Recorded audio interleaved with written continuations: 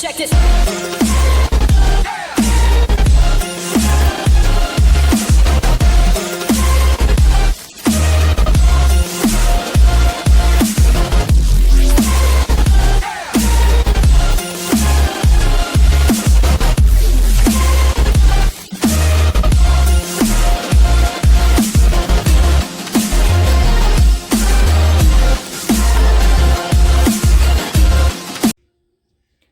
Hey, what's up YouTube? This is Roy from Team Nonstop Gaming, and today I'm coming at you with a deck of the month.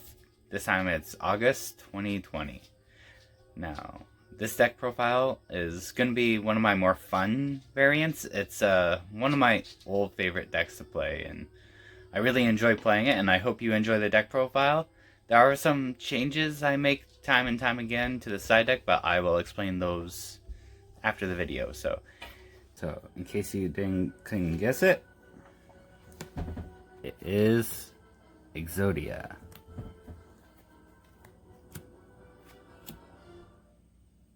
I have mentioned this deck before in previous videos, and it's one of my favorite kind of stun annoyance decks, and right now it's doing pretty good online, so I just wanted to kind of share it and take in mind. In future videos, I will not be showing side decks until more actual events start taking place, and right now it's all kind of subjective. I'm not even certain what I side in most decks. So there's Exodia, 3 Battle Fader, 2 Swift Scarecrow, 2 Card D. Now, that's it for the monsters. For spells, 3 Pot of Extravagance, 2 Pot of Duality, 1 Upstart Goblin, 1 Day of Peace, and that's it for the spells. This is a go first, and anything like Mermails going first where they hand loop you, basically you lose, but it's a fun deck, and I haven't played any Mermails online with it yet, so. But now we'll get to the traps. There's 3 Jar of Greed, 3 Legacy of Yata-Garasu, 3 Reckless Greed, 3 Hope for Escape, the name of the deck, with 3 gift cards. And now for the last few traps, there's Waboku and Threatening Roar. Now, this deck is basically meant to stall your opponent while you draw mass amounts of cards, like Threatening Roars, Wabokus. They stall for time. Gift cards gives your opponents more life points, so you get to draw more off of Hope for Escape. Reckless Greed, draw 2, skip 2 draw phases. Or you skip 2 draws. But, yeah. Legacy of Yata-Garasu and Jar of Greed. Basically, this is a build that I used to play back in the day, and I used to really enjoy the deck, and I would say I still do, so the basis behind the traps are stall your opponent, draw cards.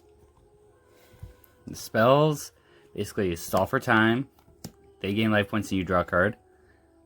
You can activate the duality after Extravagance, so it's not so bad, not as bad as 1 Day of Peace or Upstart Goblin.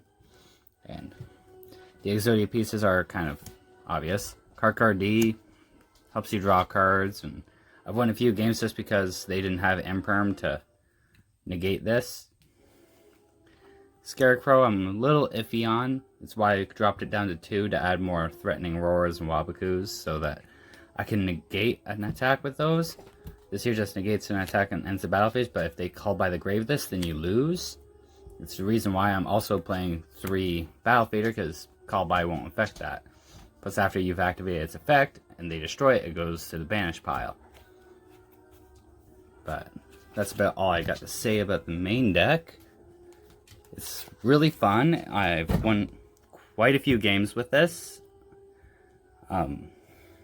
Let's get down to the extra in the side. So, for the extra deck, we'll start off with the goat tokens, because I don't play Scapegoat, but it was in the side deck at one point. Extra deck, I was playing Try and Guess, so the extra deck is basically 3 Blue Eyes Ultimate Dragon, a Blue Eyes Alternative Ultimate Dragon, 2 Dark Paladin because he's bad. He's really cool.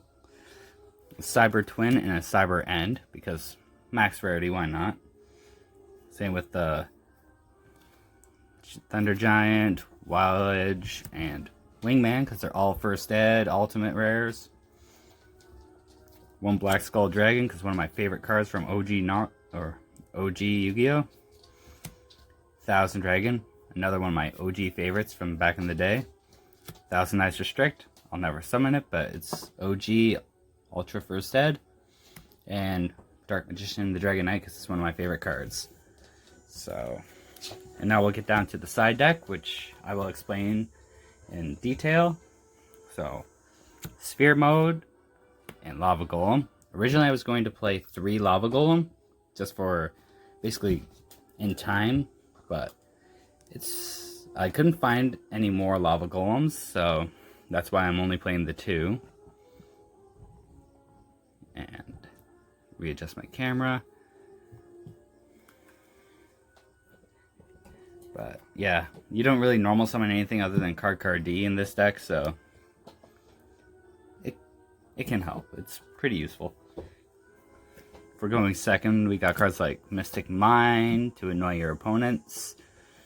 If you're going first and you know they're a combo deck, you can bring out Mystic Mind and kind of force them to use their spell or trap destruction on it instead of some of your other back row. And if they don't destroy it, then basically you draw Exodia and win free. Twin Twisters, because I don't like certain back row. I figured this could help deviate from some of that stuff. 2 Emergency Provisions for winning in time, because I am very bad at the time game. So originally it was 3, but I actually cannot find my 3rd one at the moment. So 1 Monster Reincarnation for the basic